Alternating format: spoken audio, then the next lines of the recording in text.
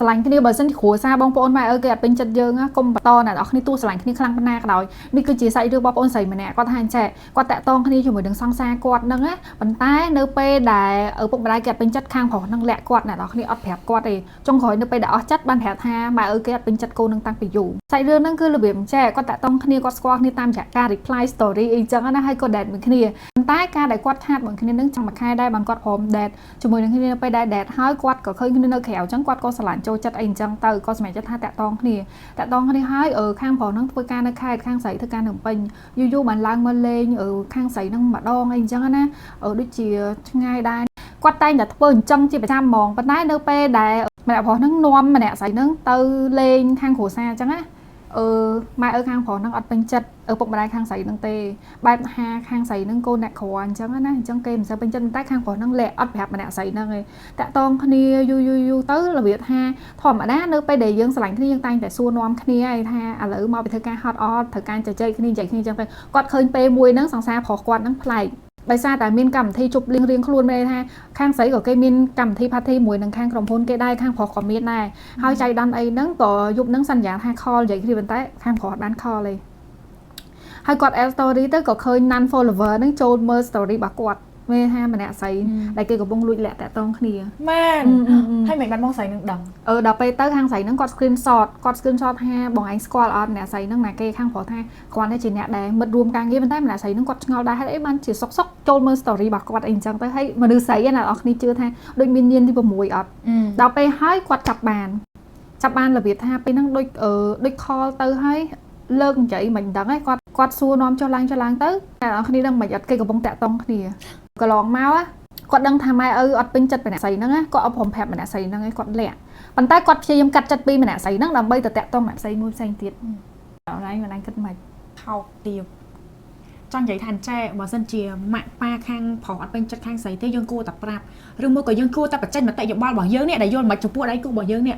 អានេះមានអារម្មណ៍ថាដូចធ្វើបាបគ្នាទាំងរួមហ្មងណាសុកចិត្តយកពេលវេលាហ្នឹងកាត់ចិត្តដើម្បីទៅមើលចិត្តអ្នកថ្មីហើយទុកក្នុងសារខ្លួនឯងចោលដល់ថ្ងៃណាអស់ចិត្តឈប់ថ្ងៃហ្នឹងអត់ចាណាត់គ្នាមែនខ្ញុំនិយាយមែនណាពេលខ្លះអត្តនៈតំណងមួយហ្នឹងវាហាក់បីដូចជាថ្ងៃណាថ្ងៃហ្នឹងហ្នឹងបើយល់អត់បែបថាយកគេត្រឹមតាមមនុស្សកំដរពេលហ្នឹងណាហើយតាមពិតធៀបពិតម្នាក់ប្រុសហ្នឹងកំពុងតែកាត់ចិត្តហើយទៅតាក់ទងអ្នកថ្មីមួយផ្សេងទៀតដែលជាអ្នកដែលធ្វើការមួយគ្នាហើយគាត់ប្រាប់ខ្ញុំថានេះគឺជាទង្វើដែលក្បត់ 100% ហ្មងក្បត់ហ្នឹងហើយតាមពិតយកល្អបើសិនជាខាងប៉ាម៉ាក់ខាងប្រុសគាត់អត់ពេញចិត្តខាងស្រីយ៉ាងហោចណាស់ខាងប្រុសគាត់គួរតែលើកពីចំណុចល្អរបស់ខាងស្រីហ្នឹងទៅកាន់គ្រួសារគេវាមិនតែម៉ែឪណាមិនចង់បានកូនប្រសាដែលល្អវាមិនតែម៉ែឪណាមិនចង់បានកូនប្រសាដែលចេះមើលថែគាត់ទេអាហ្នឹងអាស្រ័យលើពាក្យសម្ដីដែលយើងនិយាយទៅកាន់គាត់ទេបើថាគាត់នៅតែអត់អូខេទៀតអ្នកទាំងអស់គ្នាមានវិធីផ្សេងសម្រាប់គិតអនាគតខ្លួនឯងពីរនាក់នេះព្រោះមនុស្សភាគច្រើនណាមនុស្សគាត់ដែលគេមានសមត្ថភាពគឺគេអត់ដែររំពឹងគ្រួសារគឺគេនឹងព្យាយាមរលុយដើម្បីទៅដឹងម្នាក់ស្រីហ្នឹងឲ្យទោះបីគ្រួសារមិនពេញចិត្តក៏ដោយប៉ុន្តែគេមានការដែរនិយាយបែបផ្សេងដើម្បីឲ្យគ្រួសារគេនឹងទទួលយកទោះបីមិនពេញចិត្តប៉ុន្តែមិនមែនគាត់ប៉ាម៉ាក់របស់ខាងប្រុសហ្នឹងពេលដែលការឲ្យគេមកនៅជាមួយនឹងយើងឯណាយល់អត់វាអញ្ចឹងឯងអញ្ចឹងបើថាម៉ែឪខាងប្រុសឬក៏ខាងស្រីដែលតាក់ទងគ្នានេះមិនពេញចិត្តហើយគួរតែប្រាប់គេតាំងពីដើមហ្មងទៅកុំឲ្យគ្នារងចាំអញ្ចឹងពេលខ្លះខាតពេលវេលាហើយអ្នកទាំងអស់គ្នាដឹងអត់ទង្វើហ្នឹងគឺជាទង្វើមួយដែលផាត់ក្បត់ 100% កុំនិយាយថាធ្វើអញ្ចឹងដើម្បីកាត់ចិត្តអត់មានធ្វើអញ្ចឹងដើម្បីកាត់ចិត្តកើតទេពេលខ្លះគេនិយាយចាក់ស្រឡាញ់គ្នាសុកបងចង់នៅម្នាក់ឯងហើយអាពេលដែលចង់នៅម្នាក់ឯងហ្នឹងគឺជាពេលដែលគេកំពុងតែចាប់ដើមមួយអ្នកថ្មីក៏ថាបានដែរខ្ញុំចង់និយាយថាចាក់សម្រាប់មនុស្សស្រីមួយឲ្យតែប្រាប់ហេតុផលការពិតទៅគាត់កុំកុហកគាត់នឹងទទួលយកបានហើយគាត់នឹងកាត់ចិត្តតែនៅពេលដែលយើងធ្វើអាស្រឡាញ់ធ្វើដូចអត់ស្រឡាញ់ធ្វើដូចអត់ស្រឡាញ់ទុកគេចោលហ្នឹងហើយគឺជាការធ្វើបាបមនុស្សស្រីទាំងរស់ហ្មងអញ្ចឹងបានថាចេះបើសិនជាហេតុផលថាគ្រូសាពេញចិត្តដោយសារខាងស្រីនឹងអត់ពេលខ្លះដូចបងអូនខ្ញុំនិយាយអញ្ចឹងបើសិនជាមនុស្សប្រុសដែលគេមានសមត្ថភាពគេនឹងខំប្រឹងហដើម្បីបានមនុស្សស្រីដែលខ្លួនឯងស្រឡាញ់អ្នកទាំងអស់គ្នាសម័យនេះហើយទទួលស្គាល់ថាការរើសអើងវណ្ណៈវានៅតែមានប៉ុន្តែសម័យឥឡូវมันប្រកាសថាគ្រូសាខាងស្រីអត់ណាខាងស្រីនឹងត្រូវតែខ្វល់រហូតមកជាមួយទេបើសិនជាមនុស្សស្រីម្នាក់នឹងមានសមត្ថភាពយើងស្រឡាញ់ដៃគូយើងគួរតែដឹងថាដៃគូយើងគឺជាមនុស្សប្រភេទណាហើយបើសិនជាយើងចង់ឲ្យក្រុមគ្រួសារយើងហ្នឹងស្រឡាញ់មនុស្សដែលយើងស្រឡាញ់ដែរតតែអ្នកទាំងអស់គ្នាចេះលើកដាក់ទៅកាន់គ្រួសារយើងថាម្នាក់ហ្នឹងតាមពិតគាត់មានចំណុចល្អចែកបើសិនជាគ្រួសារយើងនៅតែបដិសេធទៀតចាំយើងលើករឿងហ្នឹងដាក់លើតុពិភាក្សាមួយហ្នឹងដៃគូរបស់យើងពុំមែនមានន័យថាឪពុកម្ដាយយើងបដិសេធយើងត្រូវតែម៉ាំងទៅម៉ាំងមកមួយគាត់ទេពេលខ្លះការដែលគាត់អត់ពេញចិត្តហ្នឹងគាត់មានមូលហេតុរបស់គាត់ដែរអញ្ចឹងបើសិនជាគាត់អត់យល់ហើយយើងអត់យល់ពីគាត់ដែរយើងសួរគាត់វិញថាឥឡូវគាត់អត់ពេញចិត្តត្រង់ណាហើយការដែលគាត់អត់ពេញចិត្តហ្នឹងគឺវាត្រឹមត្រូវអត់វាជារឿងពិតរបស់ដៃគូរបស់យើងអត់ យើងជាដៃគូយើងត្រូវយល់កន្លែងហ្នឹងដែរមិនមានន័យថាបាក់ប៉ាយើងឲ្យទៅឆ្វេងស្ដាំទេយើងជាមនុស្សប្រុសយើងត្រូវតែជាមនុស្សប្រុសដែលមានលំនឹងជីវិតគោលដៅជីវិតច្បាស់លាស់ពេលខ្លះឪពុកម្ដាយតែងតែចង់ឲ្យកូនល្អប៉ុន្តែសួរអ្នកនរគ្នាសួរខ្លួនឯងវិញថាតើយើងស្រឡាញ់គ្នាហ្នឹងយើងស្គាល់ដៃគូយើងកម្រិតណាបើយើងស្គាល់ថាដៃគូយើងជាមនុស្សល្អហេតុអីយើងអត់ហ៊ានបង្ហាញទង្វើល្អទាំងអស់ហ្នឹងទៅកាន់ក្រុមគ្រួសារយើងចឹងមិនថាអញ្ចាបើសិនជាវាមានរឿងចឹងកាត់ឡើងឲ្យមិនបាច់លាក់ទេព្រោះដៃគូអាណាគាត់ទៅយើងនៅតែ2នាក់ទេអត់មានប៉ាម៉ាក់ខាងប្រុសខាងស្រីណាមកនៅជាមួយនឹងគ្នាទេយូរទៅលេងម៉ែក្មេកឲ្យក្មេកម្ដងហ្នឹងឯងចឹងរឿងដែលគេដឹងគ្មានពីណាគេក្រៅពីគ្រួសារយើងទេហើយវណ្ណៈការរើសអើងវណ្ណៈ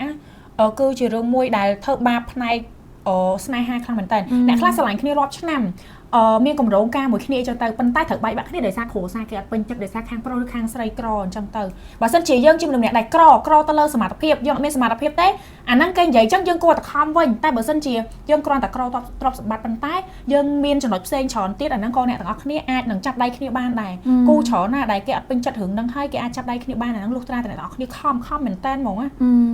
ចង់និយាយថាចេះបើសិនជាយើងស្រឡាញ់ណាគេម្នាក់យើងត្រូវតែជាមនុស្សដែលមានទំនួលខុសត្រូវមានភាពជាអ្នកដឹកនាំមានថាតើយើងអាចមើលថែមនុស្សដែលយើងស្រឡាញ់បានអត់មើលថែចំណុចហ្នឹងតាំងពីលទ្ធភាពសមត្ថភាពបើសិនជាយើងជាមនុស្សដែលមានសមត្ថភាពហើយឪពុកម្ដាយយើងមានទាំងលទ្ធភាពទៀតយើងគួរតែគិតថាតើយើងអាចការពារមនុស្សដែលយើងស្រឡាញ់បានដោយរបៀបណាអ្នកនរគ្នាជឿអត់ថាគ្រួសារខ្លះក៏អត់ពេញចិត្តកូនប្រសាប៉ុន្តែទង្វើល្អពីមួយថ្ងៃទៅមួយថ្ងៃដែលកូនប្រសានឹងបង្ហាញណា